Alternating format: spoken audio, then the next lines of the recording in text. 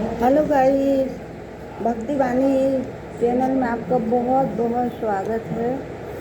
और मैं आज आपको एक विशेष बात बताने जा रही हूँ। अक्सर हम लोग महिलाएं पूजा करने जाते हैं, चाहे पीपल की पूजा हो, वट सावित्री पूजा हो या मंदिरों में जाते हैं, तो हम अपने घर से भोग प्रसाद सब सामग्री लेके जाते हैं।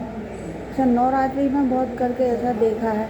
बट सावित्री में भी बट की पूजन करते हैं, जो सामग्री हम ले जाते हैं, भोग ले जाते हैं, जो भी फूल पत्ते जो भी ले जाते हैं आरती दिया, तो महिलाएं अक्सर क्या करती हैं कि भोग और जो फूल वगैरह सब वहीं छोड़ के आ जाती हैं। तो उससे क्या होता है कि सब छोड़ चले जाते, बहुत वहाँ एकदम मक्खियाँ और ये सब कुत्ते, बाद में देखते तो कुत्ते घूमते हैं, वो भोग में मुँह लगाते हैं, चाटते हैं, खाते हैं। तो इससे हमको ना हमारे जो हम पूजन करते हैं उसका हमको फल नहीं मिलता, तो बल्कि उल्टा दोष लगता है। किसी भी मंदिर में जाएं, कहीं भी जाएं, सफाई का ध्यान रखें, क्योंकि भगवान को एक सीरियस लेना चाहिए हमको। भगवान बहुत बड़ी शक्ति है और हम उनकी पूजा कर रहे हैं पूर्ण श्रद्धा विश्वास से, तो वहाँ की सफाई का भी हमको ध्यान रखना चाहिए। ये नहीं कि हमारे कारण वहाँ कोई मीठा है, मक्खियाँ हो रही है, सब हो जाए। मैं सभी के लिए कह रही हूँ, मैं ये चीज़ देखती हूँ।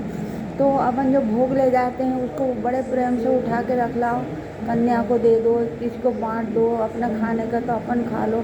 और जो फूल वगैरह ये जो सामग्री है पूरी, यदि आप दीपक लगाते हैं तो उसको जब ठंडा हो जाए तो अपना दिया आप उठा लाओ, और वहाँ कोई भी सामग्री ऐसी ना छोड़े।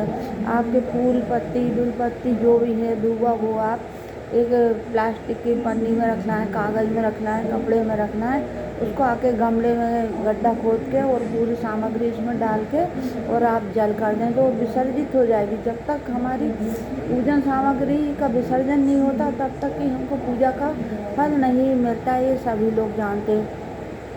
अब देखते हैं कि शंकर जी पे सब चीज़ चढ़ा दिया, किसी ने भोग लगा दिया, हलवा चढ़ा दी, पूड़ी चढ़ा दी, ऊपर से किसी ने जल डाल दिया, तो वो पूरा ऐसा फैलारा हो जाता है। विशेषकर नवरात्रि में देखते हैं कि लोग वहाँ भोग रख जाते हैं, फिर जल चढ़ा रहे हैं देवी जी को, उसी पे पानी जा रहा है, वो बह रहा है, लातों में आ रहा है। तो ये सब हम महिलाओं को विशेष रूप से ध्यान रखना चाहिए। हम कहीं भी पूजा करें, चाहे हम पीपल की करें, बड़ की करें, मंदिर में करें, हम कुबेरेश्वर धाम में भी जाते हैं, बहुत महिलाएं जाती हैं, कंकड़ शंकर की पूजन करती हैं।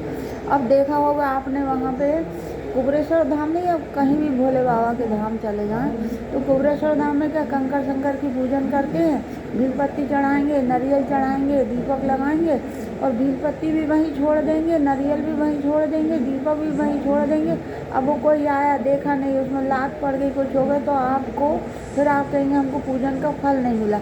जब तक आप पूजन कर रहे हैं, दिया जल रहा है, आप पैसे लगा के जाते हैं कुबेरेश्वर धाम, बड़े प्रेम से पूजन करते हैं, पूर्ण श्रद्धा से करते हैं, तो आप पूजा को पूरी कीजिए। कि पूजन करने के बाद में थोड़ी देर वहाँ रुकिए, जाप कर लीजिए। जब आपका दीपक ठंडा हो जाए तो चावल का एक एक दाना, बेल पत्ती, फूल, दीपक, नारियल, सबको, नारियल आप चढ़ाएं तो शंकर भगवान पे वहाँ चढ़ा दीजिए, भेंट चढ़ा दीजिए। बाकी की जो सामग्री है आप ले आएँ, और वो पूजन जब हो जाती है तो वो निर्माल हो जाती है हर चीज़, चाहे भोग हो चाहे कुछ हो, सब आप उसको ले आएँ। लाने के बाद में यदि नदी कहीं पड़े तो नदी में विसर्जित कर दीजिए, नहीं पड़े तो आपके घर ले आइए, गड्ढा खोद के पूजन सामग्री उसमें डाल के जल डाल दीजिए। ये विसर्जन जब हो जाएगा तभी आपकी पूरी पूजा मानी जाएगी।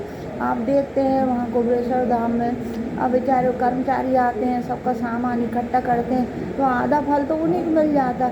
आपने पूजन करी है तो ये आपकी जवाबदारी है कि मंदिर में जैसे हमारे घर साफ रखते हैं, ऐसे भगवान का दरबार में भी हमारे हाथ से किसी प्रकार का कचरा या पूजन सामग्री हम ना छोड़े, तभी हमको पूजा का पूरा फल मिलेगा। यदि आपको ये अच्छी बात लगी हो, बात अच्छी, तो मेरे चैनल को सब्सक्राइब करें, लाइक करें और कमेंट करें। कौन सी बात आपको अच्छी लगी है, जो भी मेरे मन में जो विचार थे मैंने आपके सामने रखे। अगली वीडियो में हम फिर मिलते हैं, तब तक के लिए जय श्री राम, जय माता की।